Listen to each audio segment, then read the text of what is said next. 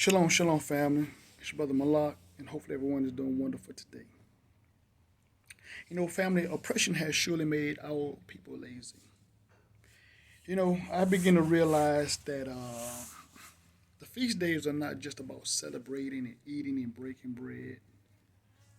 Most of us know that the feast days are about a wedding and about appointed times with the Most High and stuff like that.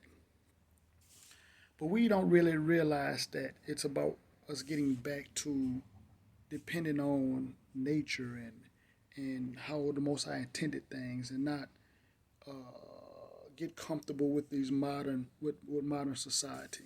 And I'm guilty of it myself. But again, I've been fortunate enough that all through my life that uh, I've been around uncles and other relatives that had certain skills. Whether it's hunting, fishing, carpentry, roofing, mechanics. You know, and I have a lot of those skills. You know what I'm saying?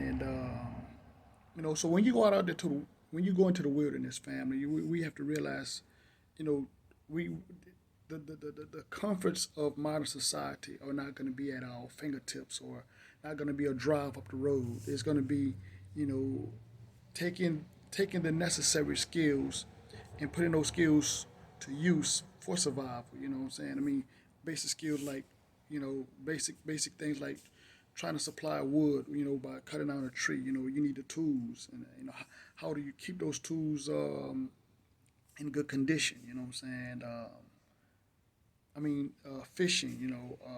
Knowing how to fish, knowing how to hunt. Once you get these animals, once you get the fish, what have you, knowing how to clean the fish or clean the animals, and properly dispose of the things, the waste from those animals. I mean, it's so many things that we as a people lack because of our captivity, because of our oppression. It has made us lazy. You know what I'm saying? Again, like I said, I'm not that I'm some kind of guru on any of these things, but I do have those basic skills because, again, like my grandfather and uncles, you know, that have taught me various trades and skills. You know, but a lot of our people just don't get it, man. And the feast days are surrounded around agriculture. And again, most of our people don't want to get out there and make a garden and stuff like that. It's not just tilling the ground and turning over dirt, but actually making sure that the seeds that you plant, making sure that you know as they grow, you don't have to keep weeds from around them, and properly having them watered. Again, having water supply. Just in case there's a drought. You know, I mean, there's so many things, family, that we have to learn, and not only have to learn, but there's so much work to do that one or two people or three or four people can't do it. It's going to take a community. You know what I'm saying? A community is going to take a whole bunch of us to coming together and using those skills. And there's a lot of people out there that are doing it. You know what I'm saying? That are putting that mindset aside that the Most High is just going to do everything. You're just going to sit there and you're just going to reap the benefits. I mean, that's not the way the scriptures is wrote. You know what I'm saying? Scripture is not wrote from that mindset.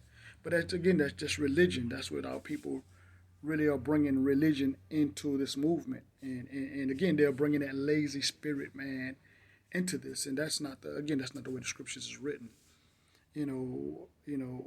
Our people had to put in work, and it's not going to be anything different. Like I said, when our people came out of Egypt, they had to put in work, man. They have to get out there and deal with the livestock. Again, you know, it's so much work that needs to be done and have to be done.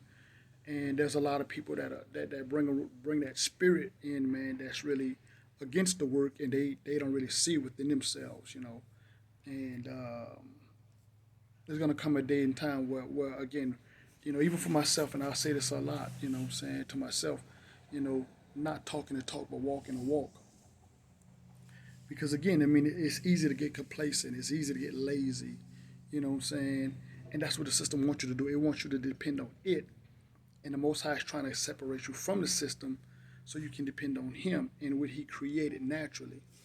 So again, so a lot of people don't really look at the feast days from that perspective. You know what I'm saying? They look at the feast days as just sitting around and eating food and being celebratory with family friends. And again, there's nothing wrong with that, but it takes a lot of work. It's going to take a lot of work in doing this on our own and not leaning on the system to supply everything for us.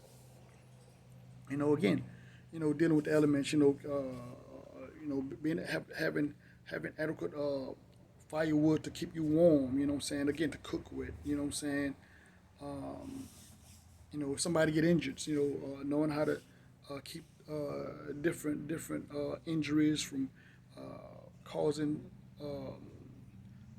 causing death or becoming severe, or a basic cut, keep it from getting infected and stuff like that. So there's a lot of work for us to be doing, family. And this is what Sukkot and the feast days is really about. It's about coming back to how the Most High intended everything.